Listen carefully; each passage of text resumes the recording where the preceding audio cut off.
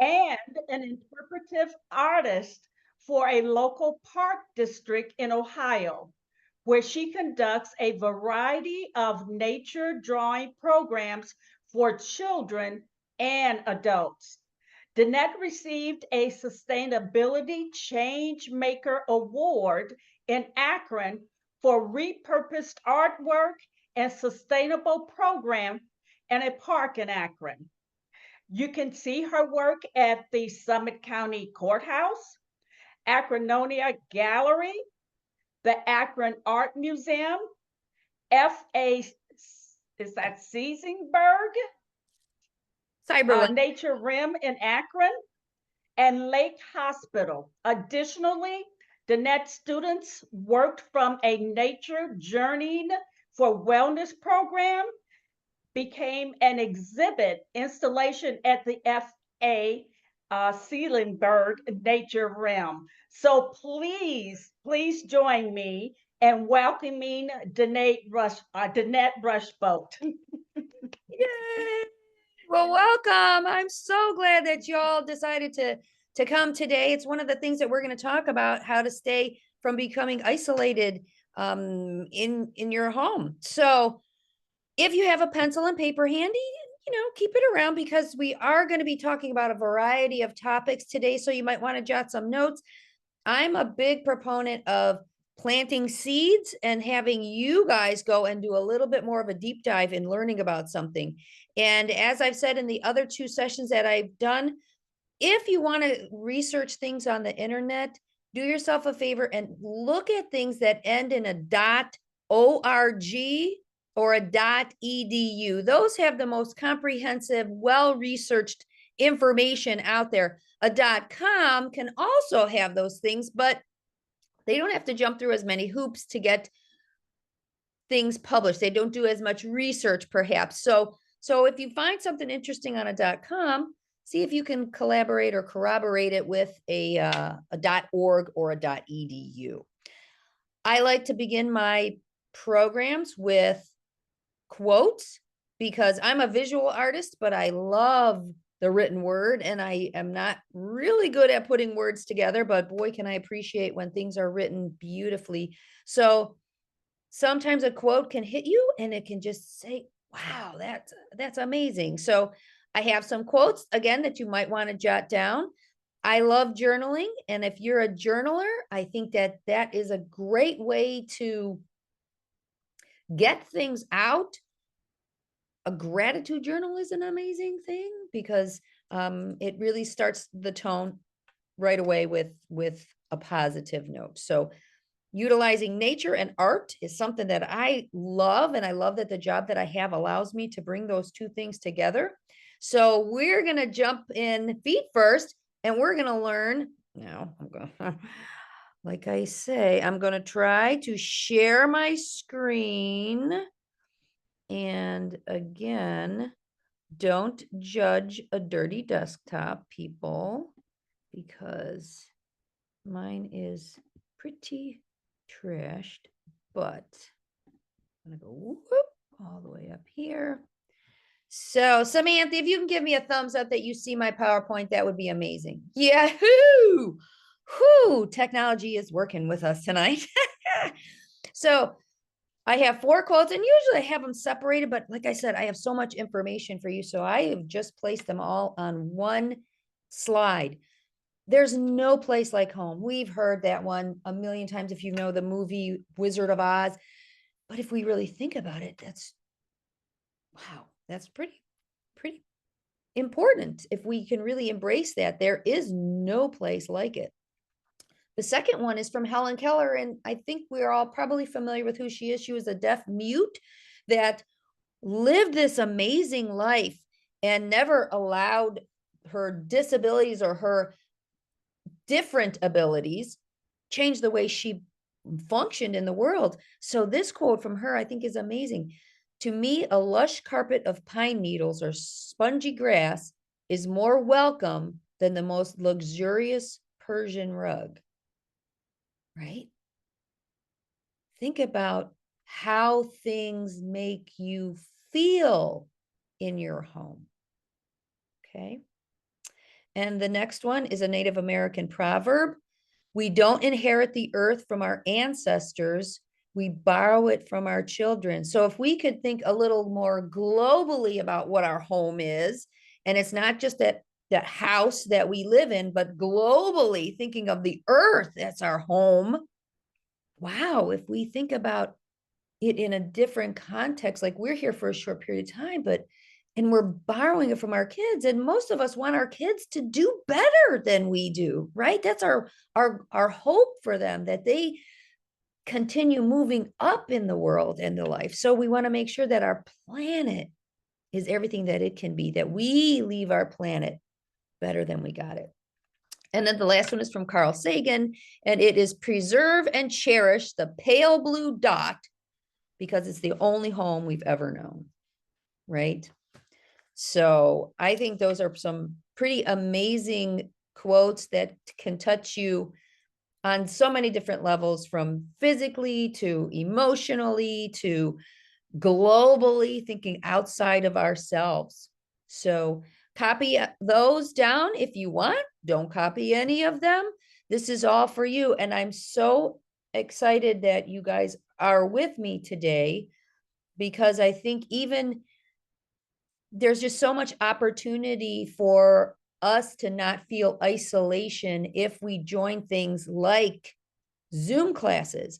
We heard in the chat that we are from all over the place, but we are still a community. We are still interactive. We are still together. So bravo to all of you for signing up and showing up, right? So that's really important. So let's keep going. So where's my, there it is. So animal homes, that's what we're going to focus on today, are animal homes. Serve a variety of purposes. They can trap heat in, keep the cold out, raise babies, spend the winter, hibernate, protection from predators. And as we go through each of these animal homes that we talk about, I want you to do a little bit of a comparison. Like, do I need to think about those things in my home? And do I think about it in the same way that an animal does? Some of you spend the winter, hibernate. Some of you may be those people that live up here in a cold place like Ohio, but you spend your winters down in Florida, right? So you're sort of a snowbird. So think about how animals use these things and how they can keep functioning out there in the world. Some of these homes are constructed while others are found or borrowed. Did you have your house built for you? Do you live in a family home that's been passed down through the generations? It's been part of your family? Do you live in an apartment? Do you live in a camper, a trailer? Are you nomadic? Whatever it is, there's an animal that probably lives very similar to the way you do. Some animal homes are temporary or seasonal. I bet you didn't know this, because I didn't know this. Birds only create nests to raise their young. They spend the rest of the year in loose association. So they spend all that time, and we're going to see some of these amazing things that these birds create. But most of them, they raise their babies, and then once the babies fledge, which means they leave the nest, those nests are abandoned, right? It served its purpose, and now it's done, right?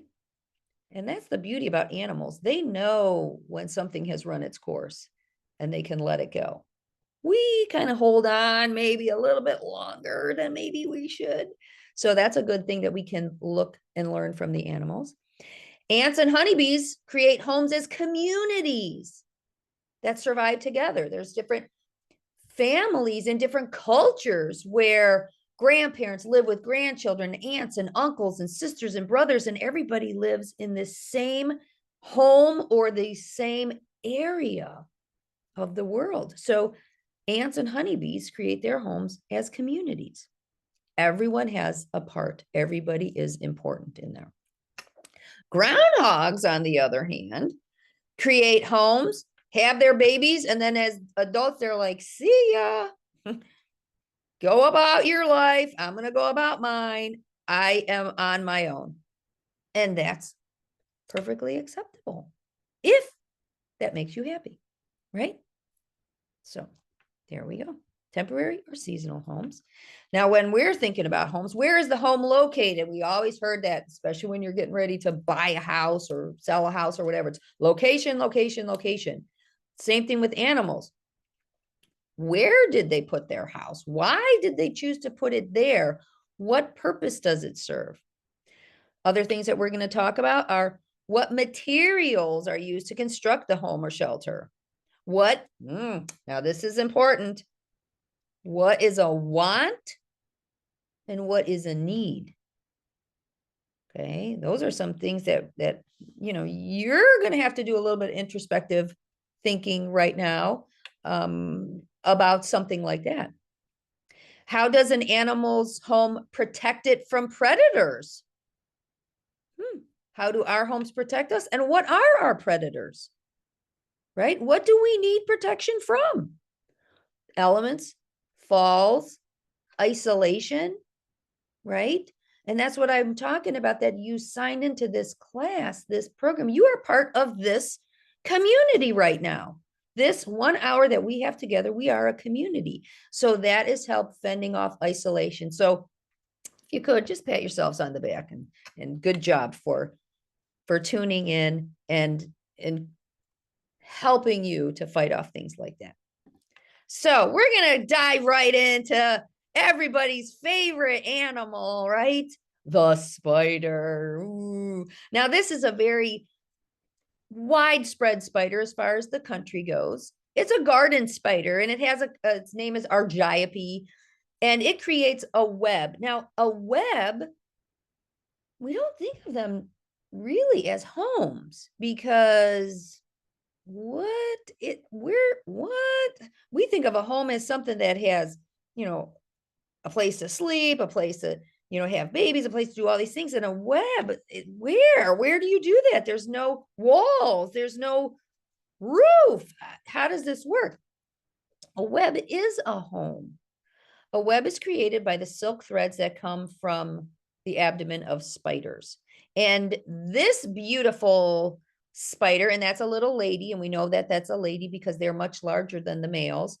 And she creates this zigzag pattern in her web. Sometimes they're called the letter spiders, and they have different names, but she always creates that zigzag pattern.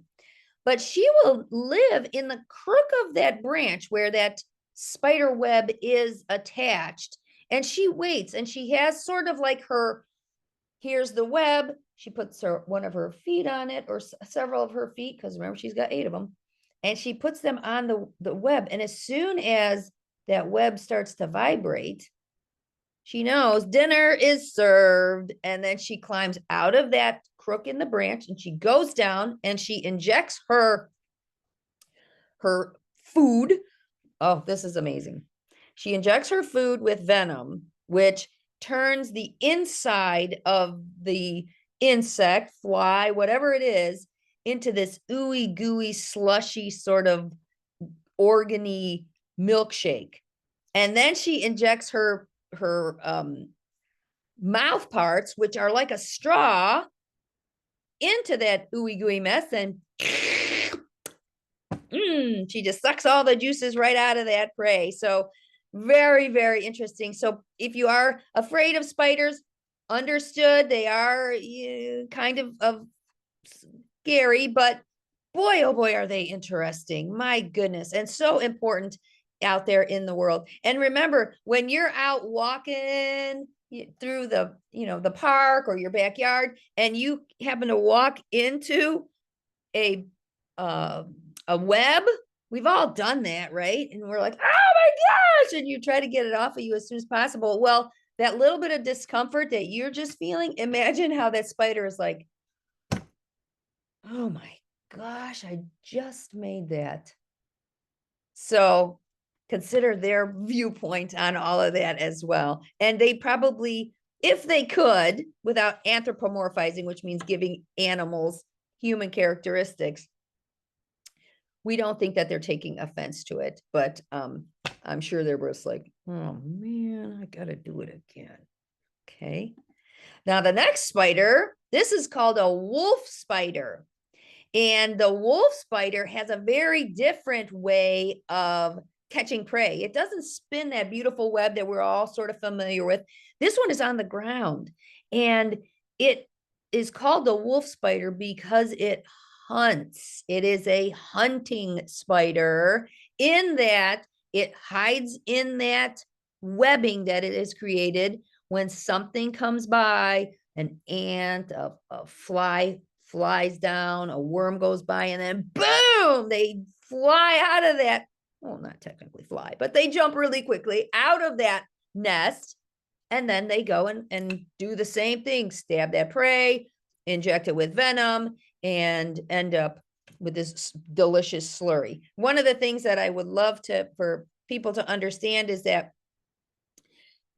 a lot of animals give birth and abandon, and we think, oh my gosh, you didn't raise it. And nature provides them the ability to get things done, and it's part of their heredity that they know how to take care of themselves. But the wolf spider in particular carries her egg sac around, like in the upper photo on the right. You'll see that white thing, that's not her abdomen, that is an egg sac that she carries around with her.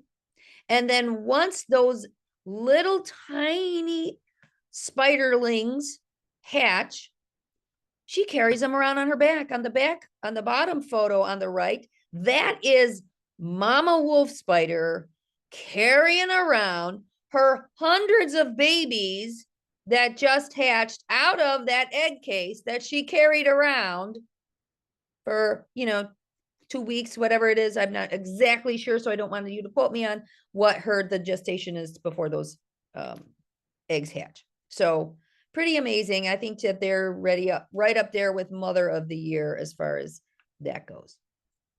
All right. If you've been in class with me before, you know I love a good fun fact. So this is a typical spider web that would be created in like a barn or, in the corner. Maybe you have these in your basement. So in the chat box, I would like you to type in which beloved spider formed her web in a farm barn in hopes to save her good friend, a pig named Wilbur. Who knows the name of that spider? If you think you know, type it in the chat, and Samantha will let me know. Okay, so we have a lot of people that know that the name is Charlotte. Yay! Yeah. Charlotte. Now, yeah, Cheryl from Charlotte. Cheryl knows. Lee knows. Liz knows. Dennis knows. Sharon knows. PV knows. Linda. A lot of people. Patricia. A lot of people know. oh, yay! Now, for all the bonus points, million points, and the points don't really mean anything, but what the heck? Type in the chat if you know the first thing that Charlotte wrote in her web in order to save Wilbur from going to the fair. Who knows? Somebody says that they wrote Wilbur. Somebody said some pig. Well, Wendy, what a pig. Well, we can stop right there, Miss Samantha, because somebody got it already. Okay. It was some pig, right? Okay. So yay, you get 1,000,000 points. Who is that friend? So that was Linda Dove. Linda, congratulations. It doesn't mean a whole lot, but it does really. So good for you for knowing that. So, all right. Whew. Now, if that wasn't enough fun facts, here we got some more. So all spiders have venom. Almost. It's one of those things that as a parent and as researchers talking about nature, You have to steer yourself as far away from saying never and always when it comes to your kids, like, my kids always use good manners. Uh-huh. Or my child would never do that. Uh-huh. Well, it's the same thing with spiders. Most spiders, most of them, like 95% of them have venom. So it's almost all of them. But in nature, there's always going to be that anomaly thing that's out there. Plus, we researchers have not even documented all of the spiders that are out there in the world. So the guy on the right that you're seeing there is called the daddy long legs or the harvestmen. We've all probably seen them. They crawl on us when we're out in the grass. They have these really super duper long legs. They're not spiders. They do have 8 legs though, but they do not spin webs. They do not have sucking mouth parts. They do not inject venom. So they are a totally different animal. So those of you that, thought that these were spiders, you don't really have to worry about them injecting you with anything if one crawls on you. And I did a little bit of research, and maybe this is something that interests you that you might want to research on your own. Why were they called daddy long legs? The long legs part, we all understand that, right? But where did the daddy part come from? So there really isn't any one instance or situation where that has been, okay, that's it. That's boom, putting a stamp on it. So it's an interesting thought. You can come up with your own story of how daddy long legs got its name. So, now we're into hives. Remember in the beginning, we talked about bees. This is another kind of insect. This is the paper wasp. And a paper wasp create these amazing homes. When we talk about location, they are built up in the trees towards the end of a branch so that it's very flexible. So a predator, and there are things, believe it or not, that want to get in that nest and eat it, because there are juicy larvae in there that a lot of animals like to eat. But because it's so far down the branch, that animal, be it a raccoon, a skunk, skunks really don't climb trees, but mostly raccoons, and it can't get to it before that branch says, okay, get off, you're too heavy. But if we looked at this nest, and they're perfect things to notice in the wintertime when all of the leaves are off the deciduous trees, you can really see these things. They're works of art. Look at all of this pattern and color and shape. It's stunning. And it's made out of wood and spit. Right? Not your spit or my spit, but the spit of these creatures. They gnaw at wood and then they go back and they form this amazing work of art. These things can take months and months to produce. And then after 6 months or so, they're all working together. This is where the babies are born. This is where the queen is. This is everybody's working together. The whole thing's abandoned. It's a ghost town. All that work, all that beauty for one season, right? Kind of beautiful and poetic if you think about it, right? This is another interesting insect. This is the yellow jacket. We're all sort of familiar with them. These are the ones that they're very angry. Well, angry might be a bad word. They get very protective of their home. And their home looks exactly like this. Same thing. They're going and chewing up wood and spitting it out and forming these beautiful homes that have chambers within them that gets laid with eggs, and they feed the eggs and they take care of them. It's a real relationship. It's a beautiful thing that's happening. All of that is underground. They pick an area that has soft soil. So they excavate all that soil first, get rid of it, get rid of it. And then they build that beautiful structure under the ground. And then what? After 6 months of building it, it's abandoned. Right? Crazy. Crazy cool. That's what I think. Woo-hoo-hoo-hoo. Cocoons, galls, and uthicas. Oh my. These are amazing homes. They're temporary. They get these creatures through a dormant phase. Most of these will overwinter. And so it is a protection in the winter. It keeps them at this. It's not technically hibernation. We call it diapause. This is where the larval form sort of just sits and it waits and it waits and it waits. What is it waiting for? It's waiting for the sun to be in the right spot in the sky. It's waiting for the temperatures to be right before it starts to change. It metamorphosizes and comes out at that right time so that it can survive. This first one on the left is a cocoon for one of my favorite insects. This is the Luna moth. Oh my gosh, that is a flying piece of jewelry as far as I'm concerned. It's stunning. It's really large. It's about 5 inches across. It has those patterns on its upper wings that look like eyes. So it's sort of one of its defense mechanisms. One of the things that protects it from predators is that it looks like something it's not. And what this creature does at that form, that's the adult. So that's pre-cocoon or a post-cocoon. But in that form, as that adult, it only lives for about a week and it has no mouth parts.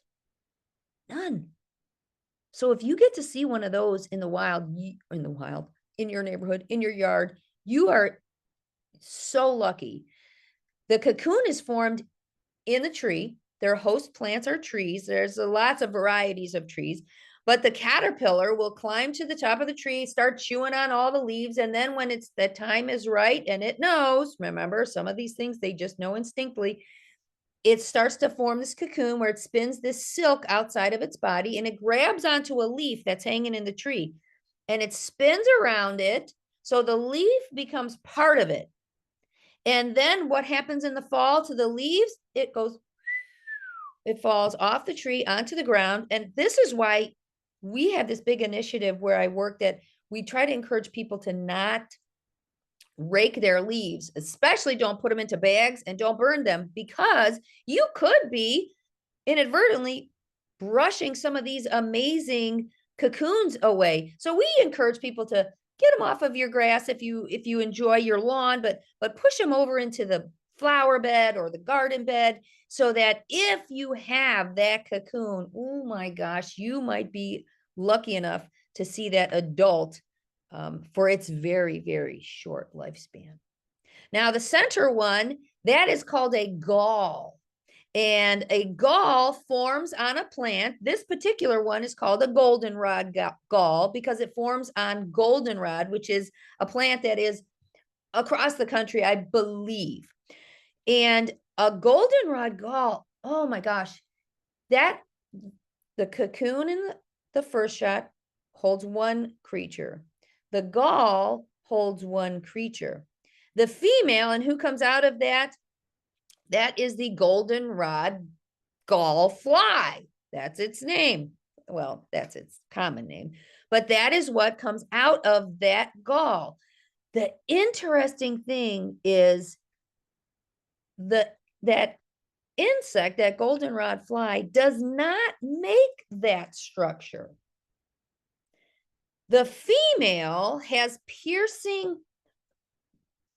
a piercing, sort of like a needle in her abdomen, that she pierces the stem of the goldenrod, injects her eggs into it, and then takes off. The plant senses this invader what is that? That's not right. And it starts to form this scab, sort of like when you get a boo-boo, your body reacts by forming this scab. So the plant creates this gall that now is a home, right? So that home is keeping that fly larva safe until the sun is in the sky at the right angle, the temperatures are right for that gall fly to come out. What? That's amazing. This plant, how brilliant are you that you didn't even have to make your house? You didn't have to do any work. You just let the plant do all the work. Whew. Now, the one on the right, that is called an ootheca. And oothecas are created by this guy, praying mantises. And praying mantis, that is an egg case for not just one thing, that is an egg case for hundreds of eggs. And the female lays the eggs on this branch, and then she squirts out this compound, which is kind of like that insulation that you squirt around your house where it gets in all the cracks and then it expands, right? That's kind of what she's created, this beautiful home for all of her babies, all of those potential eggs that are going to hatch and form praying mantises. So she builds the home for creatures that she will never see again, but she just sort of puts it out there. It forms this beautiful covering that's waterproof, UV protected, and that's what her babies are born in. Huh, who knew? Now we're on to this one. These are caves, right? Caves can be homes. This is another home that the animal did not make it. The animal finds it. And who lives in a cave? Well, these guys. A lot of these guys will go and hunker down in caves. And if you were in the last class with me, we learned that bears don't actually hibernate. Hibernation is a really, really deep process of heart rate gets lowered, metabolism lowers, breathing gets to a bare minimum. And you can go in there and push on an animal in hibernation and it cannot wake up. It is in such deep state of sleep, rest, that you cannot rouse it.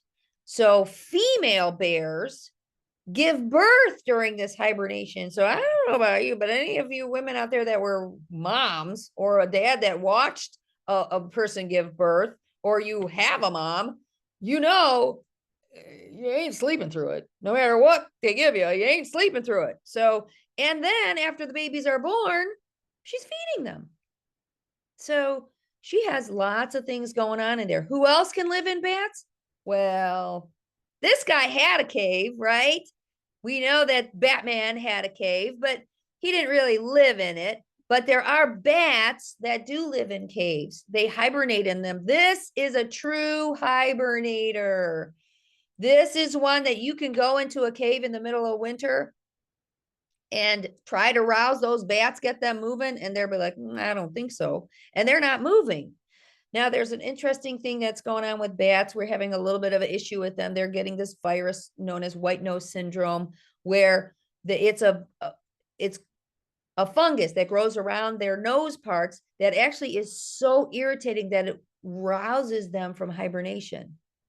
And that in and of itself doesn't really kill them, but most of the bats that are here in Ohio are insectivores. So if you're woke up in the middle of winter, do you have a food source? No. So a lot of them will die from starvation because it really takes a lot of work to get a mammal body ready for hibernation.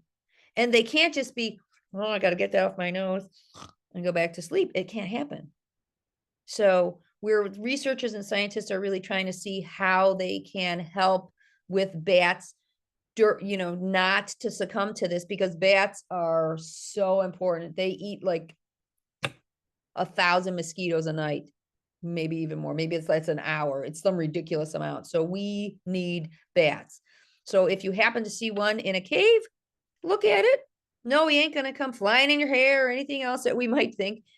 But leave him alone. Let him just sleep it out. Okay, ready, Samantha? We're going to get more people to put into the chat. This is another interactive one. If you think you know who created that hole, type it in the chat right now. I feel like I should have some music. Do, do, do, do, do, do, do, do, do, do, do, do, do, do.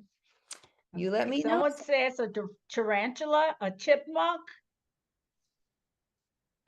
Those are some really good guesses. And you, in this particular instance, we did get a correct answer. And I'm so proud of you guys, and I'll tell you So why. there's a snake.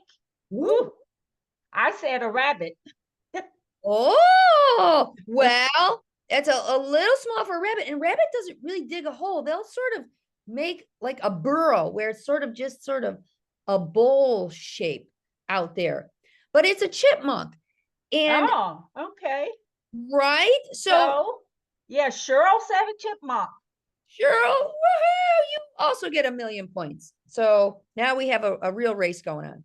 So what is so fun about this picture of this is an eastern chipmunk, and you can tell chipmunks from squirrels because chipmunks are smaller and they have racing stripes because they're so fast and they run around and they're very vocal. But if you look at his cheeks, look at those cheeks. What they do is they'll go down into that, they'll burrow into a hole. And one of the things they do for protection, because remember, your house has to protect you, is they don't like just go in there and start digging all that dirt like a dog just goes and digs in dirt and throws the dirt all over. They don't want all this dirt around their hole. Why? Because that's a sign that somebody's in there. That's somebody's home. So they take those cheeks, fill it full of dirt, and then they go far away from its hole and just spit it out into the woods. They go back, get another cheeks full, go and spit it out, excavate their homes. And in their home, it's an underground home. They have rooms in it, just like we have rooms in our home. They have a bathroom, they have a kitchen area, they have a sleeping area. And what's so incredible about nature, this one also has a back door. Why would it need a back door? Well, somebody said they thought snake hole. Well, snakes really they can't make a hole, but they can certainly visit one and take one over. So if you're in your house and all of a sudden a snake decides, this looks like a great place for me to curl up, and it goes in there and you don't have a back door and a way to get out, guess what? That snake now has dinner and a home. Okay, so the chipmunks are able to get out the back door and make a clean getaway. And it does that as a way of protecting itself from predators like snakes. So yay. All right, these are holes in the wall, or actually holes in the tree. And when they're shaped like this, that really elongated oval shape, that is only made by one particular woodpecker, because we all know that woodpeckers excavate, and you know, people will say, oh, those darn woodpeckers are killing my trees. Well, number one, they're not. Number two, if they're not excavating a hole, and typically they'll do it in trees that are dead or dying, but when a woodpecker pecks at a tree, it's because there's ants in there. And they're getting that larva and they're eating all of that. So the woodpecker isn't killing your tree, the ants are. So woodpeckers, pileated woodpeckers, that's what that one is called. They don't, unfortunately, a lot of my friends that are in the class today, this is their range. So if you're anywhere in this area, the pileated woodpecker is not really seen there. It has not taken over those areas, maybe because of the mountains and all the beautiful things you have in that area, like deserts and stuff. So they are concentrated in this area, but have no fear, because another fun fact is headed your way. If you feel like you're missing out on this, all you got to do is, there it is, Woody Woodpecker, the illustrator and the animator came up with that guy based on the pileated woodpecker. So even if you don't live in an area that has woodpeckers, the pileated, you can still experience them through Woody the Woodpecker. All right, let's keep going. This is nests. Now we're on to nests. This is a Baltimore oriole, which is a migratory species that comes through here in wintertime, in summertime. And look at that nest. It's created like a woven bag. It's long, it's stretchy, which is amazing. It actually stretches as those babies are growing. So this bird not only is building its house for now, but it's building it for the future, the expansion, all of that work for that sole purpose of raising that family. And then those nests are abandoned. And every year when they come back, they start from scratch and they build a brand new one over again. Building things over again from scratch. Now, these birds, these amazing bald eagles, do not build from scratch every year. And there's a reason, because they don't typically migrate away from an area, and they are monogamous in their pairs. The males and the females stay together. So they use the same nest year after year after year. Do they hang out at it after the baby's fledged? Not really. They hang out in the trees. They'll hunker down and sleep somewhere else. They actually give birth in the wintertime. You can get on these bird cams where you can watch, they put a camera on these eagle nests and you can actually watch baby eagles being born, and a variety of different birds. We have peregrine falcons here in the United States. They have falcon cams in the United States. I meant here in Northeast Ohio. So yes, you can watch these as they build their nest and come together. So these guys will continually add on to their nest until it becomes bigger and bigger and bigger and bigger. And get ready, Samantha. Here we go for another one in the chat box. Who can tell me which state, and if you know the city, that's even better, has the largest bald eagle's nest? Which state has the largest on record bald eagle nest? Okay, so we have Colorado, Alaska, Those are Washington State, another Alaska. so good. Such great guesses. One more, Samantha. We got one more coming in. Okay, be brave. Right? Anybody, throw something out there. Come on, one more. Okay, here's Oklahoma. Okay. Well, Iowa. Repeat the question. those are excellent guesses, but all of you are wrong. No bonus points awarded at all. Believe it or not, it's St. Petersburg, Florida. Oh, wow. All you people from Florida, hang your head just a little bit and then pick it back up, because now you know that you live in the state that had the largest nest. It was 10 feet in diameter and 20 feet tall. Now I'm going to tell you this one. Here in Ohio, we have our own record. In Vermilion, which is a city up along Lake Erie, they had the heaviest one, and they know how much it weighs because it literally fell out of the tree not that long ago. And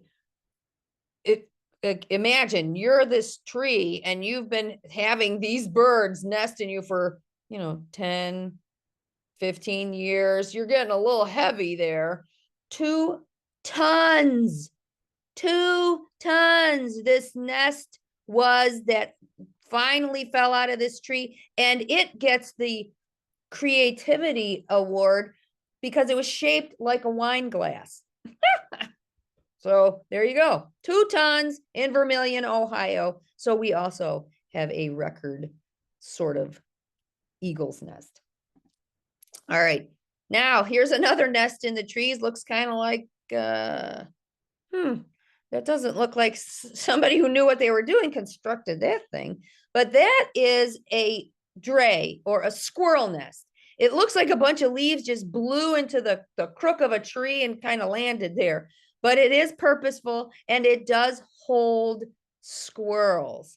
It is, we talk about location, location, location. It is in that crotch of the tree, which helps it sway. So it's towards the top of the tree, but it can sway with the tree instead of being way at the end, like some of our bird friends, because a squirrel will go in this nest in wintertime. It will have their babies in there. It's called a dray, D-R-E-Y. But it will, on really frigid, cold nights, it will go back into that nest to hunker down for the winter. But look at it. Do you think it's going to last a year? Heavens, no. That's going to get blown out of the tree. So you know what? It's got to make another one every year. So pretty interesting. Now, home is where we park it, right? These guys, we all know that turtles can't come out of their shells, snails can't come out of their shells because it's part of who they are. They created this. And this is one that I really want you to think about.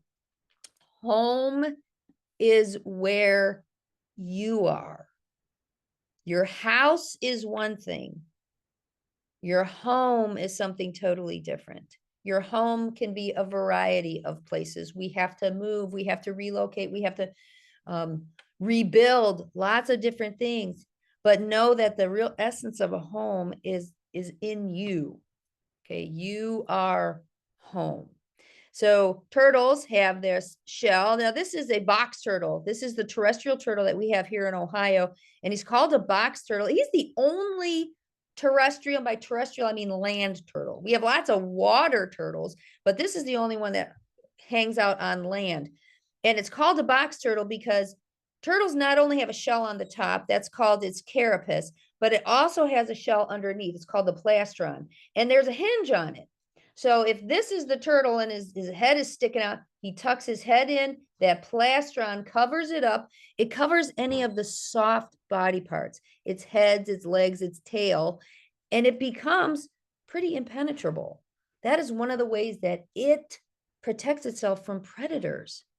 And a coyote or something else is going to maybe spend a couple of minutes, maybe tossing it around, trying to get at those juicy bits if he's really hungry. And then they're going to get frustrated and they're going to walk away. And then after the coast is clear, whew, he's going to come out of his shell and he's going to continue walk, not totally out of his shell, but he's going to bring his head and his feet out and he's going to go on his merry way. Same thing with these snails. These snails build this. And not only is it protection, but their bodies are very susceptible to things like drying out and weather. So this shell really helps protect it from the elements, right? So that's really, really important to the snail, in that it is a home that helps protect its body, because sometimes not predators, but sometimes just the environment can be a little dicey for them. So what can we do? Well, this structure on the left is called an insect condo. I think it's stunning. It's beautiful. It is a place that you can build in your own backyard. They sell smaller versions that you can attach to a tree or a fence post or something.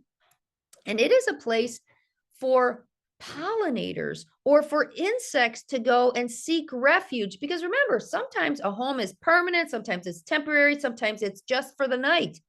Imagine it's pouring down rain and you just need a place to get away from it. There it is. Or it's winter and you are an insect that overwinters and you need a safe place. We have a butterfly here. It's called the mourning cloak, which actually overwinters as an adult. And it needs a safe place to go where its wings aren't going to get tore apart, that it's going to survive winds and snows and all kinds of things. You can see him tucking himself in some of those spots. Some of them might go in there just, like I said, for the day, right? You can provide bird houses. Now, this is an eastern bluebird, and I know they have a western bluebird as well. And these guys are cavity nesters, and like those pileated woodpeckers and other woodpeckers that create holes. Sometimes after the woodpecker is done with it and they leave, a different bird species might move in. Or when a branch breaks off a tree and leaves a little bit of a cavity there, a bird like an eastern bluebird could move in there.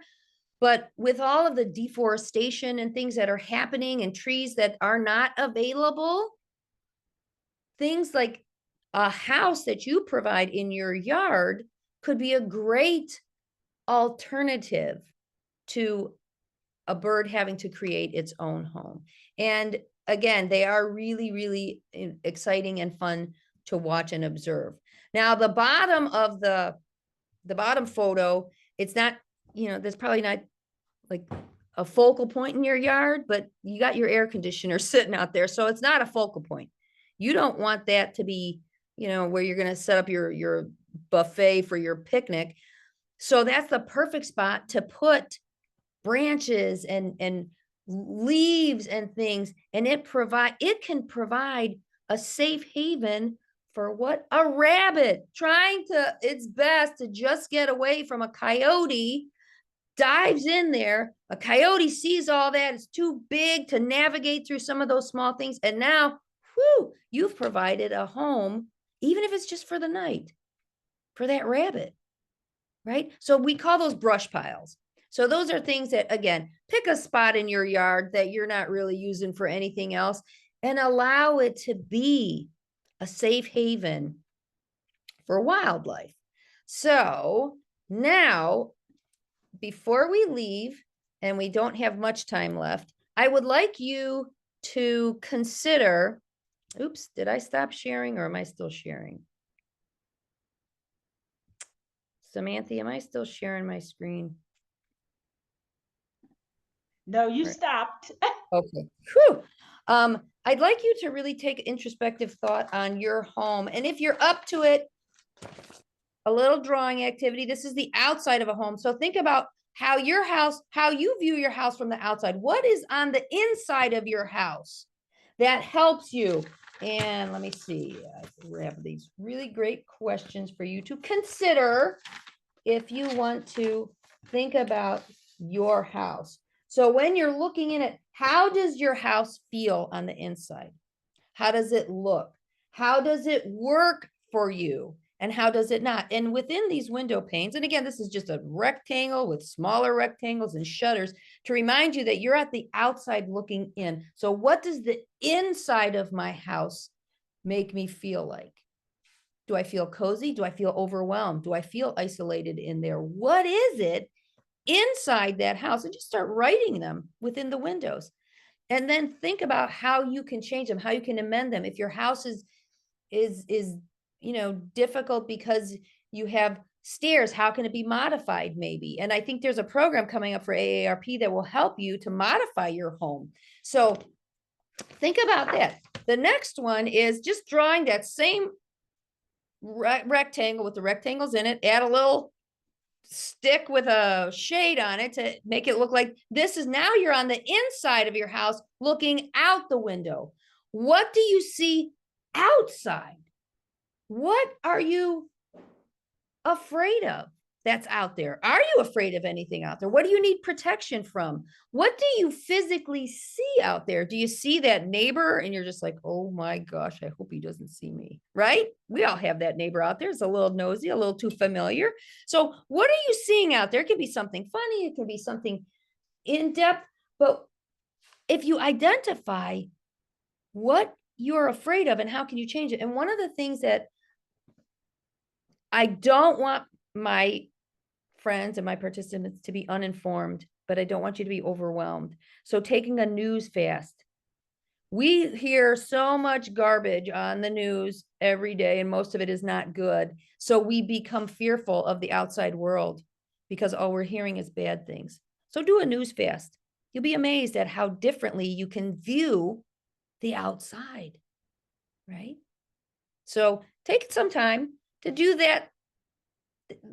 How do I feel in my house? How does my house make me feel? How is it working for me? How is it not working for me? Think about how some of those animals function. Are they happy being solitary? Are they happy in a group? Do you have like a million people in your house where you can't find, sometimes you just can't find peace and quiet?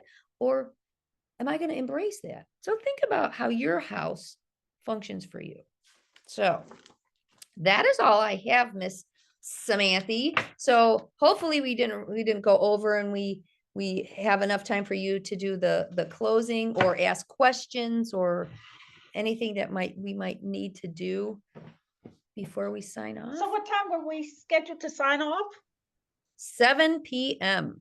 7 p.m. Well, we have reached that time, and I know that some people have left. But if there's anyone that has a burning question that you just would like to ask Danette, please unmute your phone and feel free to ask her a question at this point.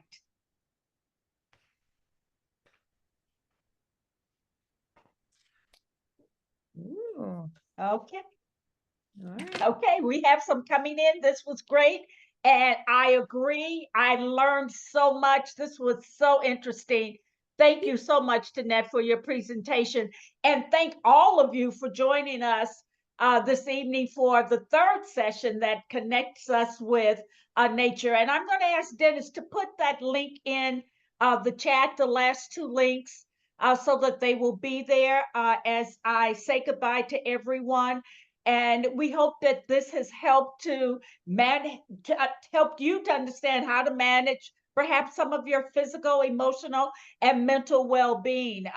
As I mentioned earlier, our homes must be adapted to our changing needs as we age, and you can never be too prepared. So please click on one of the links that Dennis is putting in.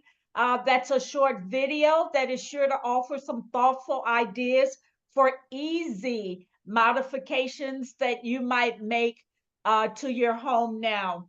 That's in the chat. We hope that you will join us next week for our fourth and final session, Spinning into Winter Wellness, Samara's, where we will offer suggestions for how to put a plan in place, how to help you through the long winter. And I understand we're going to have more precipitation this winter. So I think we got away with a little bit last year. They're predicting more in Ohio, that is, Northeast Ohio. Thank you again. And we hope to see you next week, Thursday, October the 24th at 6 o'clock Eastern Time. And again, Dennis has dropped the link in the chat for where you can register for the session next week. Thank you, everyone, for joining us. Thank you, Danette, for your wonderful presentation. And we'll see you next week. Bye-bye.